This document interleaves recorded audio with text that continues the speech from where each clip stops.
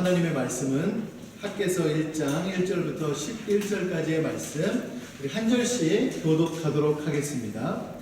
다리오 왕 제2년 여섯째 달 곧 그 달 초하루에 여호와의 말씀이 선지자 학개로 말미암아 스알디엘의 아들 유다 총독 스룹바벨과 여호사닥의 아들 대제사장 여호수아에게 임하니라. 이르시되 만군의 여호와가 이같이 말하여 이르노라. 이 백성이 말하기를 여호와의 전을 건축할 시기가 이르지 아니하였다 하는구나. 여호와의 말씀이 선지자 학개에게 임하여 이르시되 이 성전이 황폐하였거늘 너희가 이때에 완벽한 집에 거주하는 것이 옳으냐. 그러므로 이제 만군의 여호와가 이같이 말하노니 너희는 너희의 행위를 살필지니라. 너희가 많이 뿌릴지라도 수확이 적으며 먹을지라도 배부르지 못하며 마실지라도 흡족하지 못하며 입어도 따뜻하지 못하며 일꾼이 삭슬 받아도 그것을 구멍 뚫어진 전대에 넣음이 되느니라. 만군의 여호와가 말하노니 너희는 자신의 행위를 살필지니라. 너희는 산에 올라가서 나무를 가져다가 성전을 건축하라. 그리하면 내가 그것으로 말미암아 기뻐하고 또 영광을 얻으리라. 여호와가 말하였느니라. 너희가 많은 것을 바랐으나 도리어 적었고 너희가 그것을 집으로 가져갔으나 내가 불어버렸느니라. 나 만군의 여호와가 말하노라. 이것이 무슨 까닭이냐. 내 집은 황폐하였으되 너희는 각각 자기의 집을 짓기 위하여 빨랐음이라. 그러므로 너희로 말미암아 하늘은 이슬을 그쳤고 땅은 산물을 그쳤으며. 함께 읽겠습니다. 내가 이 땅과 산과 곡물과 새 포도주와 기름과 땅의 모든 소산과 사람과 가축과 손으로 수고하는 모든 일에 한재를 들게 하였느니라. 아멘. 우리가 지난주부터 학개서 말씀을 주의하기 시작을 했는데요. 오늘도 이렇게 한 절씩 주의하면서 할 테니까 그것을 잘 따라서 찾아오기를 바랍니다. 우리가 지난주에는 그 에스라서 1장부터 6장까지를 살펴보았습니다. 고레스 왕 원년 BC 538년에 포로로 끌려갔던 유대인들이 본국으로 귀환하였죠. 목적은 무엇이었냐면 예루살렘 성전을 재건하기 위함이었습니다. 그런데 이제 사실 그 귀환은 쉬운 결정은 아니었습니다. 왜 그러냐면 타국이지만 오랫동안 거기서 살아왔기 때문에 그 삶의 터전을 다 버리고 오는 것은 쉽지 않았죠. 또 조국으로 돌아오는 그 길이 매우 긴 여정이었고 자연재해나 질병이나 혹은 강도들의 위협을 무릅썼어야 했기 때문에 그것은 결코 쉬운 결정은 아니었습니다.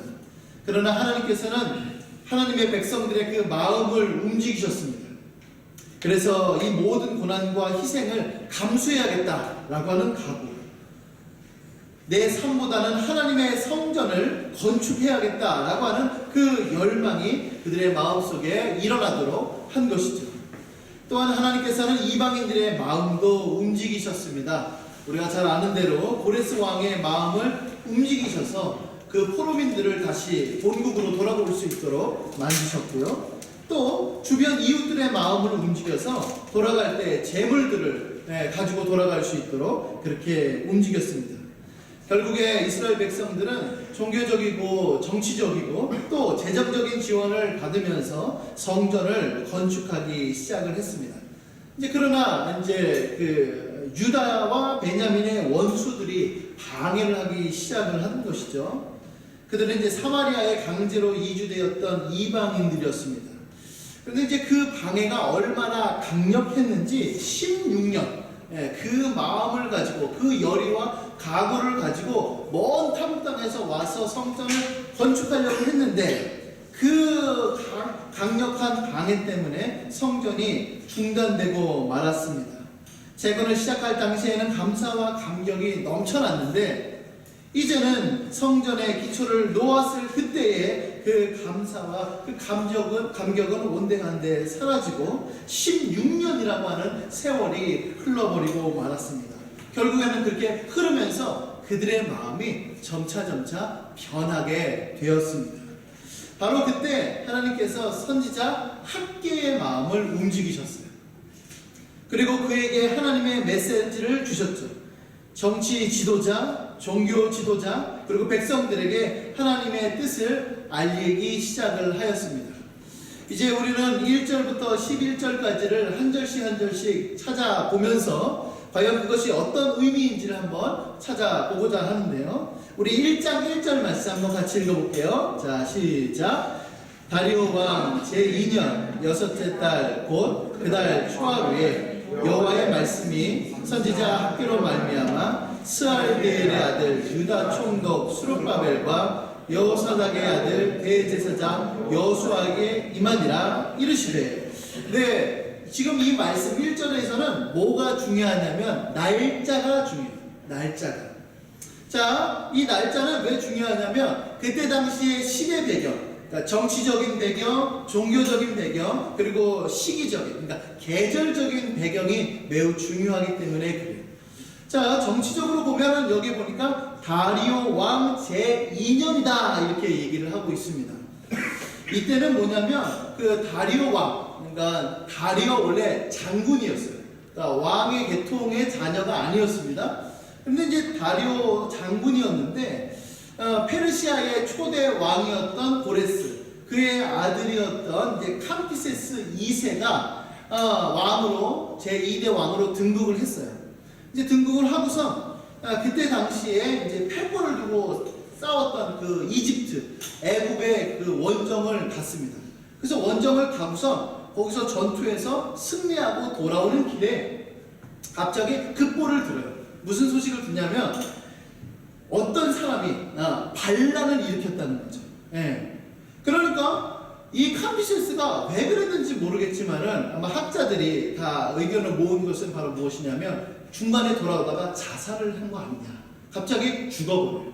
그러니까 본국으로 돌아오면은 자기는 죽을 게 뻔하니까 본국으로 돌아가지 않고 그냥 자살하는 게 낫겠다 싶어서 자살 혹은 그렇게 죽어버리고 맙니다. 결국에는 그 페르시아 그 본국을 누가 이렇게 정리를 하냐면, 반란을 진압을 하냐면 바로 이 다리오 장군이 진압을 해요. 이 다리오 장군이 이렇게 진압을 하는 과정에서 자기가 왕으로 등극을 해 버리는 것이죠. 그래서 다리오 왕이 페르시아의 3대 왕으로 이렇게 등극을 하게 됩니다.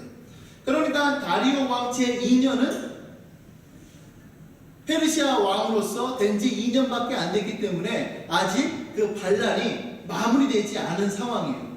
그러니까 다리오 왕 입장에서는 그 본국에만 집중할 수밖에 없고, 멀리 있는 그 침략한 그곳에서는 영향력을 미치지 못하는 그와 같은 상황에 있는 거죠. 또한 이제 이 다리오 왕도 고레스 왕처럼 이 제국 내에 있는 소수민족들에게 호의적이었어요. 그와 같은 이제 정치적인 상황이 있습니다. 두 번째는 무엇이었냐면 시기적으로 지금 몇 월달로 되어 있죠? 6월달로 되어 있어요. 지난 시간에도 제가 말씀드렸듯이 이제 1월달과 6월달은 그들에게 있어서 중요한 시기인데, 특별히 6월달에는 우리로 얘기하면 농번기예요. 그러니까 추수하는 시기죠. 그러니까 추수하는데 이제 여념이 없는 그와 같은 시기입니다. 이스라엘 백성들은 그 나라는 크게 두 번을 추수해요. 첫 번째로는 3월달에 추수를 합니다. 3월달에 추수를 할 때는 그때 밀 추수를 해요. 밀을 추수하고 그 다음에 절기를 지키는데 맥추절 혹은 오순절, 그거를 이제 지키는 거죠. 또 하나는 6월달이에요. 그거는 과일 추수, 그러니까 포도나 올리브나 그와 같은 과일들을 추수하죠. 그런 것들을 다 추수한 다음에 수장절 혹은 장막절 혹은 초막절 절기를 지킵니다. 차이가 있다면은 3월달에 밀을 추수할 때는 먼저 절기부터 지키고 그 다음에 밀을 추수하고, 그 다음에 이 6월달에는 과일들을 다 수확하고 난 다음에 이제 절기를 지키는 것입니다. 지금 이스라엘 백성들은 지금 추수를 하는 그와 같은 이제 굉장히 바쁜 시기, 추수하는 그러한 시기에 있어요. 세 번째는 무엇이냐면 6월 1일이라고 하는 거예요. 6월 1일. 자, 매년 1월은 뭐냐면 하나님께 제사를 드리는 날입니다. 그것을 우리는 뭐라고 얘기하냐면 이제 월삭이라고도 얘기하죠. 매월 초하루에 하나님 앞에 제사를 드려요. 자, 우리 민수기 10장 10절, 주보 안쪽에 보면 민수기 10장 10절에 보면 그 절기에 대한 하나님의 율례가 나옵니다. 자, 또 너희의 희락의 날과 너희가 정한 절기와 초하루에는 번제물을 드리고 화목제물을 드리며 나팔을 불라. 그로 말미암아 너희의 하나님이 너희를 기억하시리라. 나는 너희의 하나님 여호와니라 라고 되어 있어요. 또 민수기 28장 11절부터 15절 말씀에는 이렇게 나옵니다. 초하루에는 수송아지 2마리와 순양 1마리와 1년 되고 흠없는 순양 7마리로 여호와께 번제를 드리고, 또 이제 내려가니까 소제도 드리고, 또 내려가니까 전제도 드립니다. 그래서 1년 중 매월 초하루의 번제고 밑에 속죄제도 하나님 앞에 드리는 것이죠.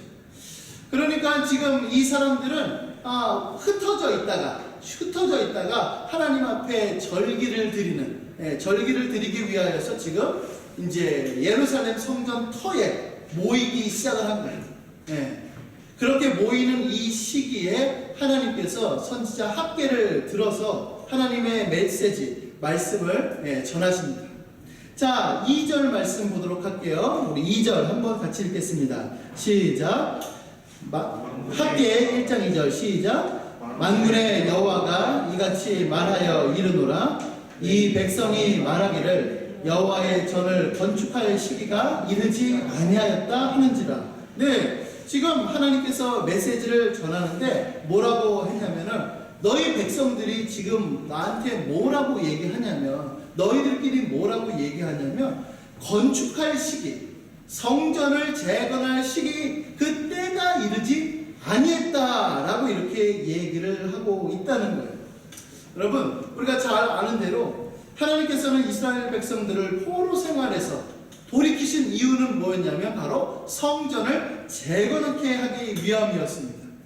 하나님께서 성전을 다시 세우라고 하는 미션, 사명을 주셨어요. 그러니까 16년이라고 하는 시간이 흘렀어도 그 사명은 여전히 유효했던 것입니다. 그러나 그들은 그 긴 시간 동안에 오히려 더 그 사명을 망각했고, 어쩌면 그 사명에 대하여서 그들의 마음이 변질된 것처럼 보여요. 자, 그러면 왜 이 사람들이, 이 이스라엘 백성들이 건축할 시기가 이르지 않았다라고 이렇게 얘기했을까? 총 4가지 견해가 있어요. 첫 번째는 무엇이냐면 정치적으로 상황이 좋지 않다, 이렇게 얘기를 한 거예요. 그러니까 뭐냐면은 여전히 원수들이 방해를 하고 있다. 우리가 맨 처음에 시작했을 때도 그 사마리아 사람들이 조서를 막 써서 우리로 하여금 정치적인 압박을 주어서 그렇게 그 성전 건축하지 못하도록 방해를 하지 않았느냐. 지금도 그럴 때가 아니다, 이렇게 지금 얘기를 하고 있는 거예요. 자, 두 번째는 무엇이냐면 경제적으로 너무 힘들다 이거죠. 예전에 왔었을 때 그 가졌던 재물들은 아마 다 썼을 것이고, 또 우리가 지금 살아가는 데 있어서 지금 열심히 일을 하고 돈을 벌고 있고 추수를 하고 있는데 그 흉년이 들어서 먹을 것도 없다. 먹을 것도 없는데 무슨 성전이냐 라고 이렇게 얘기했을 수도 있습니다. 세 번째는 무엇이냐면 종교적으로 아직 때가 이르지 않았다, 이렇게 생각하는 사람들도 있었던 것 같아요.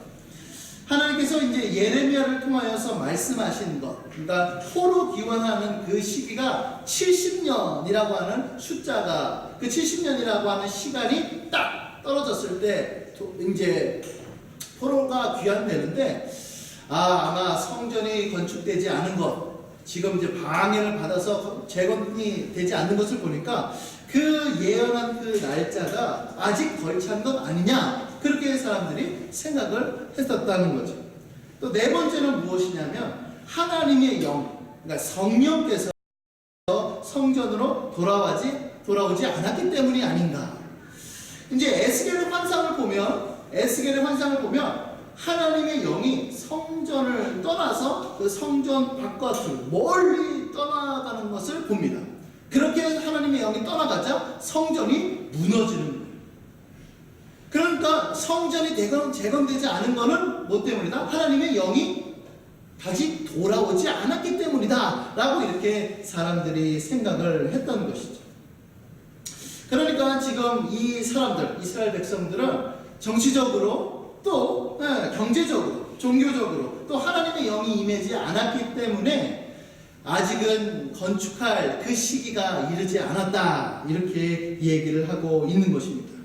자, 이것만 보면, 이 얘기만 들어보면 얼핏 나름대로 일리가 있어 보여요. 그 다음에 설득력이 있어 보입니다.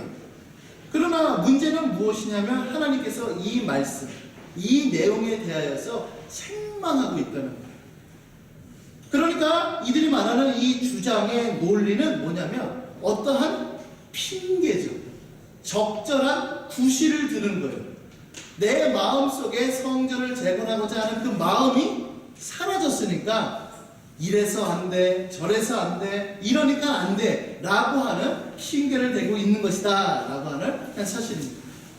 자, 1장 3절부터 4절 말씀 목사님 읽어볼게요. 자, 3절부터 4절 여호와의 말씀이 선지자 학개에게 임하여 이르시되 이 성전이 황폐하였거늘 너희가 이때에 판벽한 집에 거주하는 것이 옳으냐. 자, 여기서 이 성전이 황폐하였다. 그런데 이때에 판벽한 집에 거주하는 것이 옳으냐라고 이렇게 하나님께서 책망하세요. 자, 지금 황폐하였다라고 하는 말의 의미는 무엇이냐면 마치 이렇게 회파되었다라고 하는 말의 의미가 아니라 어떤 의미냐면 방치된 상태예요. 그러니까 우리가 이 에스라 그 3장 그쯤에 봤을 때 무슨 게 있었냐면 성전에 기초를 놨단 말이죠. 그러니까 예전에는 다 이렇게 정비를 다 하고 그 다음에 성전 기초를 놓았고 더 쌓으려고 하는데 방해가 일어난 거예요. 근데 그렇게 쌓아 올릴 때 그것을 그냥 방치해 둔 거죠. 여러분 혹시 지난 길에 가다가 그런 거 본 적 있어요? 건물인데 부도가 났던 거예요. 부도가 나서 이거는 지을 수도 없고 무너뜨릴 수도 없고 그냥 아무것도 안 되어 있는 그런 어떤 폐허 같은 거. 아니면 여러분 여러분들의 방 한 일주일만 안 치우면 어떻게 될 것 같아요? 2주일 안 치우면 어떻게 될 것 같아요? 예전에 목사님이 동기 이제 그 전도사님 시절에 동기 전도사님 그 방에 놀러 갔어요. 놀러 갔는데 이게 딱 방바닥에 딱 앉았거든요. 근데 이제 침대가 있어요. 침대 옆을 딱 보니까 침대 밑에 거기에 와 먼지가 완전히 그냥 거의 공사 현장처럼 수북이 쌓여 있는 걸 볼 수 있어요. 그렇게만 며칠만 청소 안 해도 먼지가 굉장히 쌓이거든요. 16년을 그대로 방치한 거예요. 그러니까 지금 하나님 보시기에 야 너희 이 성전은 이렇게 방치한 것이 합당하냐 이렇게 얘기를 한 거죠. 그런데 이제 설상가상으로 뭐가 있냐면 여기에 판벽한 집이라고 하는 것이 나옵니다. 판벽한 집은 뭐냐면 오늘날에는 그런 것들이 거의 없는데 예전에는 흙집이었단 말이죠. 흙집이었으니까 금방 무너져요. 근데 거기에 튼튼하게 하려면 뭘 했냐면 널빤지 같은 거 있죠. 이렇게 긴 널빤지 같은 것들을 이렇게 붙였어요. 붙여서 튼튼하죠. 좀 더 고급스럽게 이렇게 했습니다. 그것을 두고 이제 판벽한 집 이렇게 얘기를 하는 거예요. 그러니까 하나님의 성전은 방치되어서 흉물스럽게 내버려 놓고 너희들이 사는 그 집은 그렇게 아름답게 꾸며놓는 것이 그렇게 합당하냐? 지금 하나님께서 지금 이렇게 이스라엘 백성들한테 말씀하고 있는 것입니다. 이 말씀의 의미는 바로 무엇이냐면 너희들이 지금 너희들의 삶, 너희들이 하는 모든 것, 잘 먹고 잘 사는 것 이것에만 자꾸만 집중한 나머지 정말로 중요하고 본질적이고 정말로 가치 있는 그것에 대하여서는 놓치고 있는 것 아니냐라고 이렇게 얘기를 하시는 거예요. 우리들의 삶이 중요하지 않다는 것이 아니라 우선순위가 지금 뒤바뀌어 있는 거 아니냐? 지금 하나님께서 이렇게 말씀해주고 있는 것이죠. 너희들이 지금 이런저런 이유를 들어서 성전 재건하는 것은 시기상조입니다. 아직 때가 이르지 않았습니다. 라고 말하지만 결국에는 너희들이 가졌던 열정, 그러한 그 갈망 이런 것들 다 식어버린 거 아니냐? 하나님께서 이렇게 말씀해 주시는 거죠. 그래서 결국엔 너희들이 적당한 구실을 된 거 아니냐? 잘 먹고 잘 사는 것 그것에만 지금 집중하는 것 아니냐? 라고 하나님께서 말씀하십니다. 자, 1장 5절과 7절. 네, 5절과 7절. 자, 목사님 5절 읽을게요. 여러분들 이제 7절 읽어주세요. 자, 그러므로 이제 만군의 여호와가 이같이 말하노니 너희는 너희의 행위를 살필지니라. 7절 읽어볼게요. 시작. 만군의 여호와가 말하노니 너희는 자기의 행위를 살필지니라. 예, 똑같은 말이죠. 이 앞에 나와 있는 제목과 동일한 말씀입니다. 너희들은 너희의 행위를 살펴보아라 라고 하는 거예요. 그러니까 내 뒤를 돌아보라, 나의 삶을 돌아보라 이렇게 얘기하는 거예요. 내가 지금 무슨 생각을 하는지, 내가 지금 마음에 어느 곳에 마음을 쏟는지, 내가 무슨 행동을 하는지 그런 것들을 살펴봐라, 돌아보라, 내 행위를 살펴라 이렇게 말씀하시는 거죠. 자, 이 말씀은요 여러분, 하나님의 백성에게 있어서는 매우 중요합니다. 너무 중요한 말씀입니다. 우리는 살면서 여러분, 자 앞에 보세요. 여러분 살면서 우리는 정말 수많은 실수를 합니다. 수많은 잘못과 수많은 오류들을 겪어요. 그리고 죄악과 불순종을 저지릅니다. 때로는 알면서 지을 때도 있고, 때로는 몰라서 혹은 무의식적으로 혹은 합리화시킬 때가 너무나도 많아요. 그렇기 때문에 우리들의 모습을 돌아보는 것은 신앙인으로서 마땅히 행해야 될 바예요. 예수님을 믿는 사람으로서 내 모습을 돌아봐야 된다는 거죠. 이제 그 목사님 중에 김남준 목사님이라고 계세요. 이제 그 김남준 목사님이 이제 그 목회자들에게 한 권면 중에 하나가 뭐냐면, 주일날 목회자들한테 하는 권면이에요.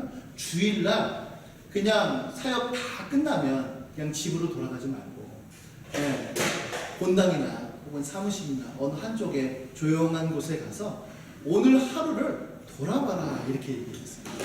왜 그러냐면 목회자들도 사람과 만나면서 혹은 사역을 하면서 수많은 일들을 할 건데 정말로 실수도 잘못도 하나님 앞에 범죄하는 것도 엄청나게 많을 거라는 거예요. 그러니까 그냥 돌아가지 말고 그렇게 조용히 한번 생각해봐라. 그리고 하나님 앞에 회개해라. 이렇게 말씀하신 적이 있어요. 여러분, 우리도 마찬가지예요. 우리도 그냥 목사님이 늘 항상 얘기하는 거, 그 바쁜 시간, 그 바쁜 시간은 정말로 사단이 우리를 완전히 악의 구렁텅 위로 떠미는 그 방법 중에 하나예요. 우리를 아예 바쁘게 만들어서 아무 생각도 없이 이게 하나님께서 원하시는 삶인지 하나님께서 싫어하시는 삶인지 그것을 생각하지 못하도록 바쁘게 움직이는 거. 이게 바로 사단이 좋아하는 거고, 우리는 그것을 경계해야만 합니다.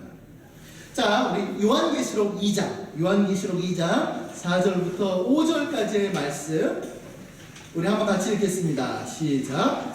그러나 너를 책망할 것이 있나니 너의 처음 사랑을 버렸느니라. 그러므로 어디서 떨어졌는지를 생각하고 회개하여 처음 행위를 하시라. 네, 여기서도 그런 거죠. 어디서 떨어졌는지를 생각하라.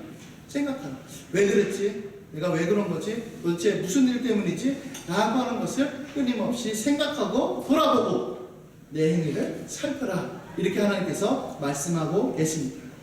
자, 이제 6절 말씀을 볼게요. 이제 6절 말씀부터는 조금 이제 굉장히 엄중한 말씀입니다. 6절.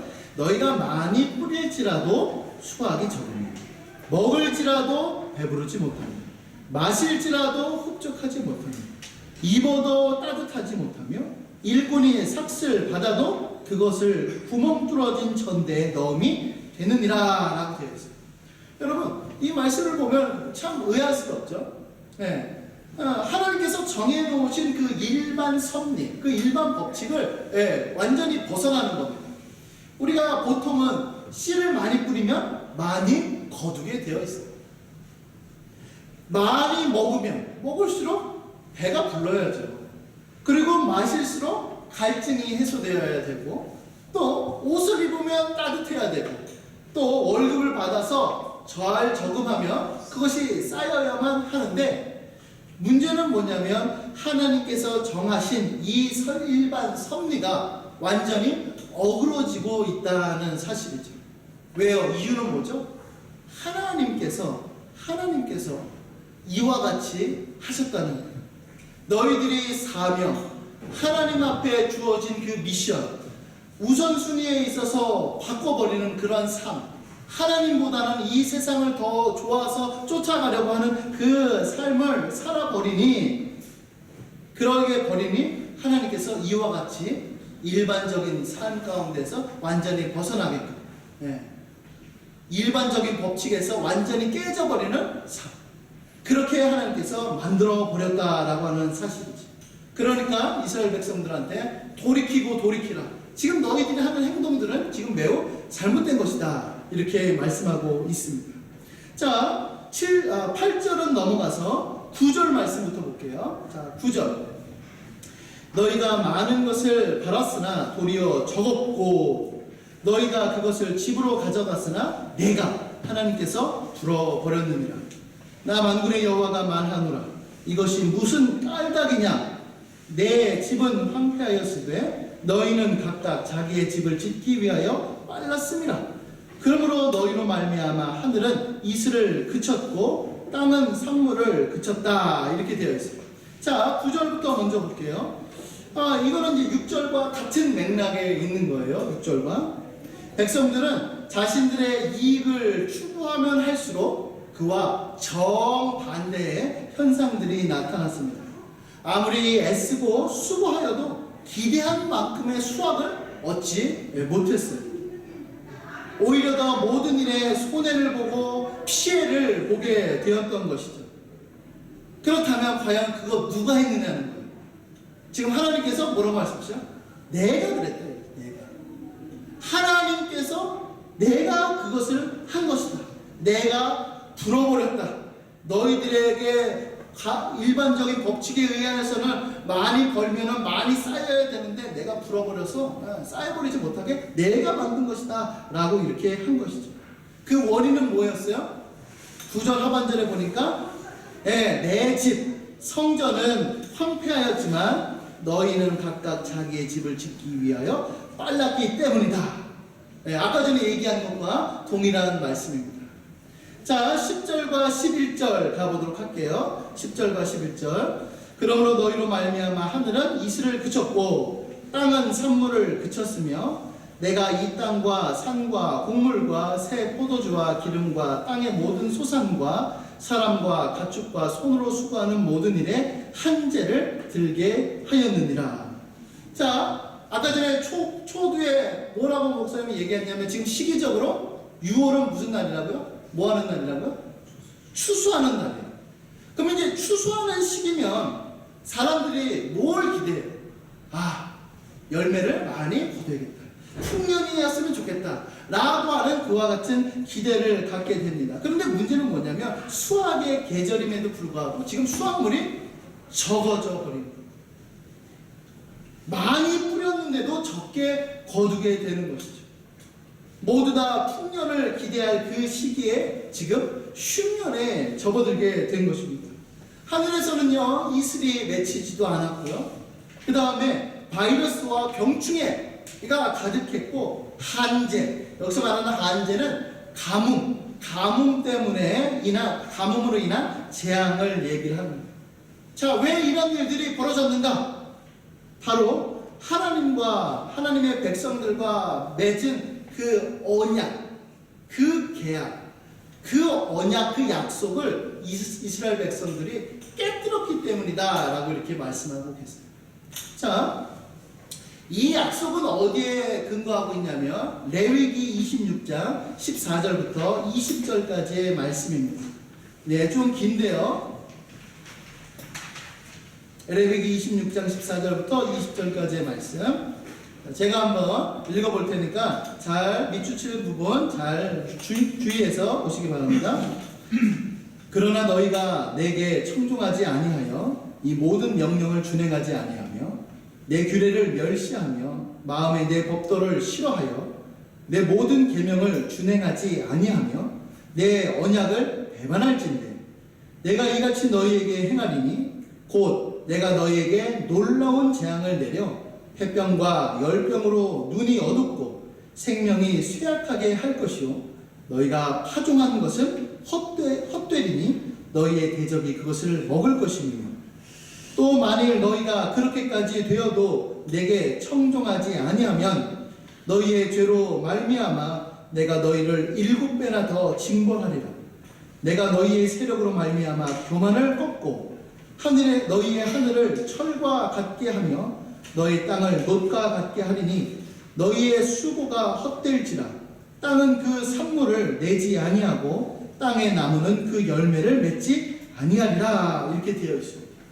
그러니까 지금 이스라엘 백성들 그리고 이스라엘 백성들의 그 땅에서 이루어지는 그 일들은 그냥 단순한 자연재해가 아니고 천재지변이 아니고 오직 하나님께서 하나님의 백성과 맺은 언약 그 언약을 백성들이 깨뜨렸을 때에 하나님께서 내리시는 징벌이다라고 얘기를 하는 겁니다. 그러니까 이스라엘 백성들은요 이것을 깨달았어야만 했는데 16년 동안 그것을 깨닫지를 못하는 거예요. 왜 그렇지? 왜 자꾸 병충해가 들지? 왜 하늘에서 이슬이 맺히지 않지? 왜 자꾸만 흉년이 들지? 뭔가 농사법이 잘못됐나?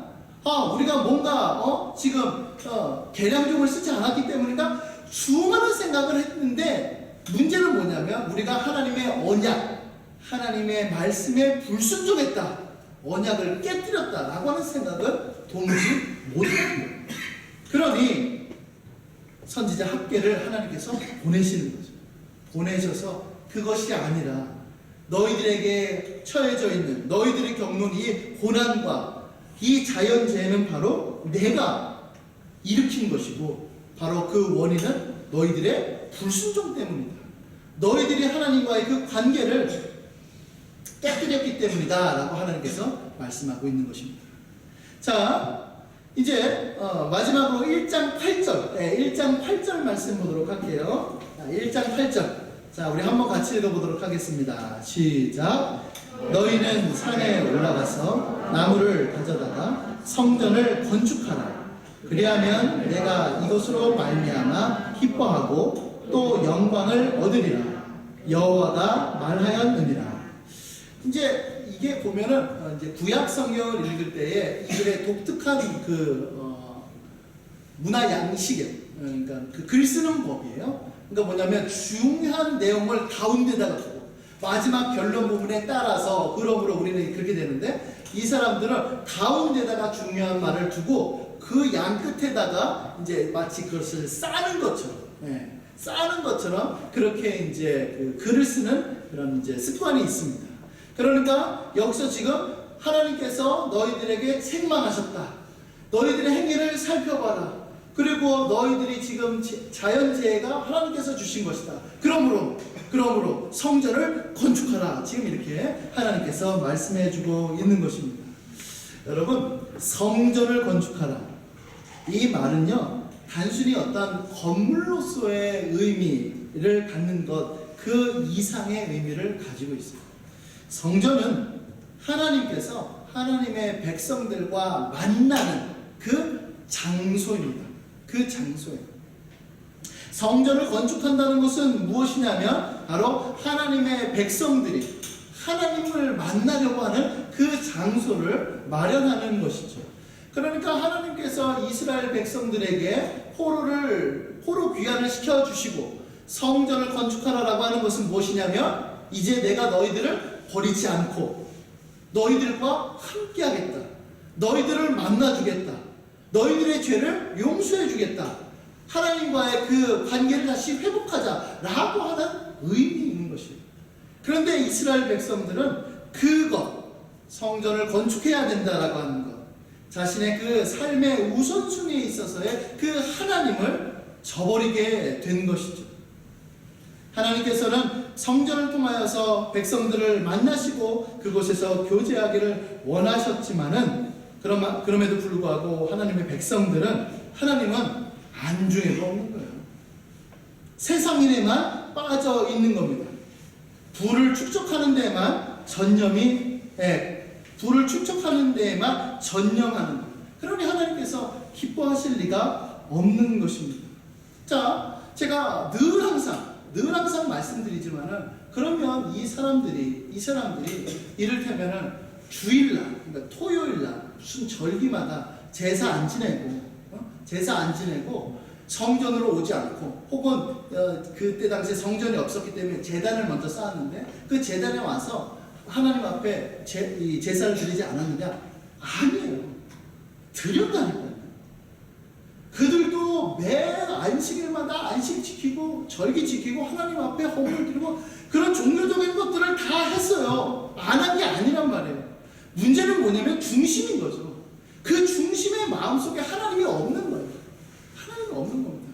그냥 내 잘 먹고 잘 사는 것, 내가 어떻게 하면 이 세상에서 성공할 것이냐 라고 하는 거기에만 초점을 맞춰야 됩니다. 우선순위가 완전히 뒤틀려 버리는 거예요.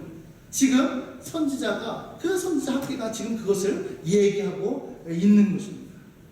자, 이 말씀을 토대로 하여서 여러분들 제가 5가지 적용점을 말씀드리도록 하겠습니다. 첫 번째로는 무엇이냐면 이거 제가 늘 말씀드리는 거죠. 삶의 우선순위를 여러분 꼭 정해야 됩니다. 여러분들의 가치가 어디에 있어요? 여러분들의 그 순위 1번이 무엇입니까? 내가 예수님을 믿는다라고 고백을 하는데, 그렇죠? 저는 예수님 믿습니다. 저의 삶의 주인은 하나님이십니다. 저는 주님을 사랑합니다. 라고 고백은 하는데 실질적으로는 그와 같은 삶은 살지는 않아요. 그렇죠? 그러니까 그런 것들을 두고 뭐라 그러냐면 실제적인 무신론자가 이렇게 얘기를 하는 거예요. 그러니까 우리의 모습 속에 이게 너무나도 많습니다. 이스라엘 백성들은 그 우선순위에 있어서 성전을 건축하는 것, 그러니까 하나님과의 그 관계가 우선되어야 되는데 자꾸 그 우선순위가 뒤틀리니까 정말로 해야 되는 성전 건축은 자꾸 미뤄두는 거죠. 아직 시기가 안 돼, 아직 때가 좋지 않아, 시기상조야 라고 자꾸만 핑계를 대는 것입니다. 그러니까 우리도 역시 그와 같은 마음이 우리 안에 있지 않은가를 생각하고 우선순위를 늘 항상 생각해야 합니다. 두 번째는 무엇이냐면 바로 이거, 바쁠수록 우선순위를 지키라는 거예요. 제가 지금 이 학계가 절기로 보면 추수 때예요. 여러분 추수 때 엄청 바쁩니다. 엄청 바빠요. 그러면 사람들의 생각 속에 자 지금 이제 일어나야 돼. 지금 이제 아침에 일어나서 뭐 해야 되고 저거 해야 되고 그렇게 하지 않으면은 이거 다 출수 못하니까 머릿속에서 그 생각만 했을 거예요. 그 바쁜 시기에 하나님의 말씀이 임했다는 것은 여러분 정말로 우리가 중요하게 생각해야 돼요. 바쁠수록 우선순위를 지켜야죠. 우리는 바쁘면 자꾸만 우선순위가 뒤틀려버려요. 제가 늘 얘기 드렸죠. 바쁘면 자꾸만 우선순위가 뒤틀려버려서 자꾸만 주객이 전도됩니다. 그런 경우 우리가 너무나도 많아요.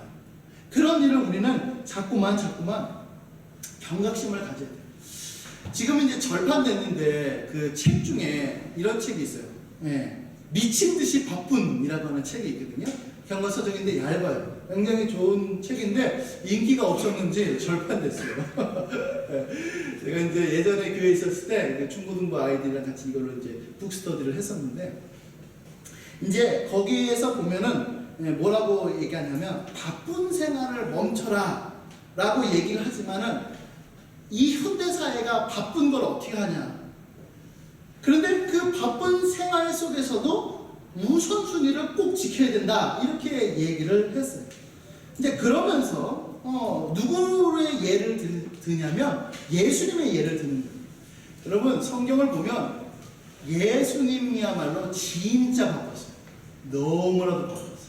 예수님은요, 잠잘 틈도 없을 정도로 바빴어요. 사람들이 막 몰려오기 시작하는 거예요. 예, 몰려오기 시작했어요. 예수님 병든 고쳐주세요. 귀신 좀 쫓아주세요. 막 사람들이 막 몰려오거든요. 그래서 밤새도록 이제 그 고치는 경우들도 있었어요. 그런데 예수님께서 그때 어떻게 하셨느냐? 모든 것을 다 중단하고 하나님 앞에 기도하러 산에 올라가셨어요. 병자들이 막 몰려오는데 그냥 중단을 합니다. 기도하러 산에 올라가셨어요. 하나님과의 교제가 우선순위에 있어서 1번이기 때문에 그렇죠. 막 사람들이 막 전도해야 된다 막 그러는 찰나에 갑자기 예수님께서 호련 저쪽 마을로 가신 거예요. 주님, 사람들이 이렇게 많은데요. 나는 이쪽에서도 전도해야 된다 라고 하시는 거예요. 그러니까 우리는 자꾸만 이 삶의 이 막 바쁜 것들이 막 밀려올 때 막 어쩔 수 없어서 이것도 해야 되고 저것도 해야 되고 막 이러한 상황 속에 빠져 있을 때 우리는 과감히 그거를 중단해야 될 필요가 있죠. 제가 그 책을 읽을 때에 참 그 인상 깊은 게 있어요. 인상 깊은 게. 그게 바로 무엇이었냐면 이거였어요. 자신의 한계를 인정하라. 자신의 한계를 인정. 이 말은 무슨 의미냐면 최선을 다하지 말라는 얘기가 아니에요. 우리는 최선을 다해야 됩니다. 그럼에도 불구하고 내 한계를 인정해야 됩니다.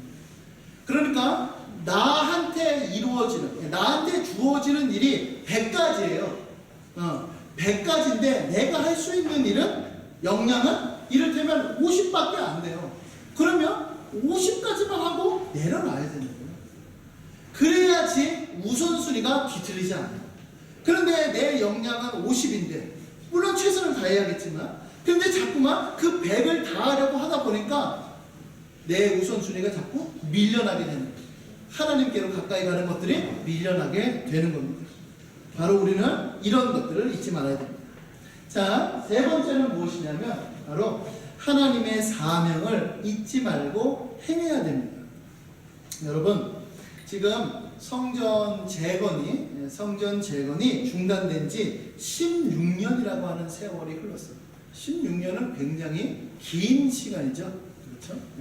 16년이라는 시간이 흘렀는데 누군가는 아마 그럴 거예요. 만약에 누군가 직장 생활을 하면 위에 상사든지 여러분들 중에 뭐 이제 그 밑에 있는 사람한테 뭔가를 시켜. 야, 이거 해라. 그러면은 이제 그 친구가 안 해.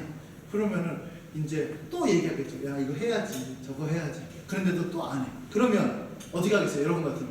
에이, 포기하고, 에휴, 네 마음대로 해. 아마 이렇게 할 가능성이 높아요. 그런데 하나님은 그렇게 하지 않으신다는 거예요. 하나님은 여러분들에게 주신 그 사명을 감당할 때까지 끊임없이 그 사명을 말씀해 주세요. 그 사명을 완수할 때까지 그런 거예요. 그 얘기는 무엇이냐면 하나님께서 여러분들을 결코 포기하지 않으신다는 거예요. 결코 포기하지 않으신다는 거예요. 그 사명을 통하여서 이루실 그 하나님, 그 사명을 통하여서 내게 주어진 그 모든 것들, 그것을 이루시기 위하여 하나님은 결코 포기하지 않으신다라고 하는 사실입니다.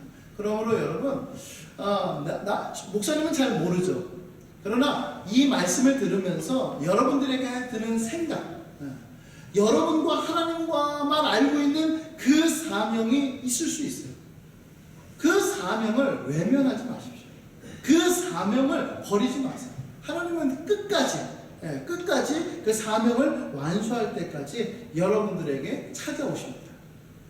자, 네 번째는 무엇이냐면 바로 하나님께서 고난을 주신 그 이유를 우리는 생각해 볼 줄 알아야 돼요. 자, 하나님께서 이스라엘 백성들이 하나님의 사명, 우선순위가 어그러지자 하나님께서 재앙을 일으키셨습니다. 그 재앙은 너무나도 힘들고 어려운 재앙이었어요. 그래서 사람들은 늘 항상 흉년 가운데 배가 고프고 또 어려운 상황 가운데 처해져 있었던 것이죠. 여러분, 하나님께서 이 고난을 주시는 그 이유를 생각해야 돼요. 우리는 자꾸 무슨 생각을 하냐면 하나님 왜 나한테 왜 그러세요? 하나님 저 왜 이러세요? 라고만 할 줄 알지 그 재앙과 그 고난을 통하여서 하나님께서 도대체 나에게 주신 그 메시지는 무언가를 우리는 생각을 안 해요. 여러분 잘 들어보세요. 하나님께서는 자 일반 이제 부모님을 생각하는 거예요. 부모님도 맨 처음에 잔소리처럼 야 이거 해야지 저거 해야지 먼저 얘기를 하죠. 타이르기도 해요. 그럼에도 불구하고 안 할 때 매를 드는 거예요. 마찬가지로 하나님은 끊임없이 여러분들에게 말씀하세요. 끊임없이 목사님을 통해서든지 혹은 성경을 읽으면서든지 친구를 통해서든지 혹은 마음의 그 양심을 통해서든지 끊임없이 말씀하세요. 그럼에도 불구하고 하나님께서 원하시지 않는 그 악한 길로 행할 그때에 하나님께서 매를 드신 거예요. 왜요? 이유는 뭐예요? 그러고 보면 낭떨어지니까. 낭떨어지니까 매를 대는 거예요. 만약에 여러분들 막 화재가 일어났어요. 화재가 막 일어났는데 그 화재가 일어났을 때 어떤 애가 거기 화재에 갇혀가지고 나오지를 못해요. 너무 무서워서. 그럴 때 여러분들 어떻게 할 것 같아요? 자 나가자. 그렇게 하다 보도 애가 말을 안 듣죠. 그러면 어떻게 할 것 같아요 여러분들? 강제로 끌고 나와야 되는 거예요. 그때는 이해, 그때는 설득 이런 게 없는 거예요. 끌고 나와야지. 그래야지 사는 겁니다. 하나님께서 여러분들한테 주실 때도 그런 것들이 있는 거예요. 그러니까 고난을 주신 그 이유를 여러분 꼭 생각하시길 바랍니다. 자 마지막으로 5번째, 여러분 사명을 잊은 자를 옆에 있는 지체들을 도와주라는 것이에요. 지금 이스라엘 백성들은요 하나님께 대한 열심도 식었고 그 마음의 그 중심이 변질되고 말았습니다. 그때 그들을 도와준 사람이 누구죠? 선지자 학개인 거예요. 선지자 학개가 하나님의 그 말씀을 받들어서 그들을 도와줬습니다. 때로는 그 진리의 하나님의 진노를 선포하기도 했지만은 그러나 그 진노의 선포는 단순한 화가 아니라 그 사랑이 동반된 책망이었습니다. 그래서 이 학계의 그 표현들을 보면은 참 무서운 말인가 동시에 그 안에는 하나님의 사랑이 녹아져 내려 있는 것을 볼 수가 있는 것이죠. 그러므로 여러분들 학계가 이스라엘 백성들을 향하여서 그렇게 한 것처럼 여러분들도 옆에 있는 지체들, 옆에 있는 친구들을 향하여서 그렇게 우리는 도와줘야 돼요. 이제 목사님이 목회를 하면서 힘든 것이 있는 게 하나 있다면 뭐냐면 이렇게 견책하는 것, 그러니까 책망하는 것, 화를 내는 것. 그러니까 이제 목사님이 이를테면은 이제 얘는 혼나야 돼. 그렇죠. 혼냈어. 그럼 어떻게 될 것 같아요? 그렇죠. 교회 안 나오는 거예요. 교회 안 나오면은 이제 큰일 나는 거죠. 너 왜 교회 안 나니? 뭐 목사님이 나를 혼냈어. 무서워서 못 가겠어. 막 이렇게 되는 거죠. 그러면은 이제 그거가 너무 그러면 이제 혼내야 될 때 하지 못하는 경우들도 종종 있어요. 이제 한국 교회 내에서 그것이 굉장히 지금 큰 문제가 돼요. 한국 교회 안에서의 큰 문제 중에 하나는 무엇이냐면 바로 권징이 사라졌다는 거예요. 교회 안에서 잘못한 사람, 교회 안에서 죄를 저지른 사람, 교회 안에서 심각한 잘못을 저질렀음에도 불구하고 이 교인이 다른 데로 다른 교회로 같이 가는 것 때문에 그것 때문에 벌벌벌 떨어서 아무 말도 못하는, 그래서 교회가 점점 병들어가는 그런 이제 상황에 처해져 있는 것이죠. 그러므로 여러분 때로는 그 사람이 어떤 사람에게 잘못한 것을 이제 지적한다는 것은 쉽지 않죠. 그 사람이 나한테 야 네가 뭔데 나한테 그래? 그러거나 혹은 그 사람이 이제 받은 어떤 그런 것들 때문에 쉽지 않아요. 그럼에도 불구하고 사랑의 마음으로 그를 향한 그 애정의 마음으로 그를 때로는 책망할 때도 있고 그렇게 할 때가 종종 있는 겁니다. 우리가 이 점에 대해서 깊이 있게 한번 생각해 봤으면 좋겠습니다. 자, 우리 사랑하는 청년 여러분, 오늘 제목이 뭐였냐면 바로 내 행위를 돌아보라는 거예요. 돌아보십시오 여러분. 내 삶을 좀 돌아보세요. 돌아보세요. 돌아보셔서 하나님께서 여러분들에게 주신, 하나님께서 여러분들에게 맡기신 그 사명, 그 우선순위, 혹시 거기에 있어서 변질되지는 않았는지, 그것을 깊이 있게 생각하며 또 돌이키는 우리 청년들 될 수 있기를 예수님의 이름으로 간절히 소원합니다. 아멘.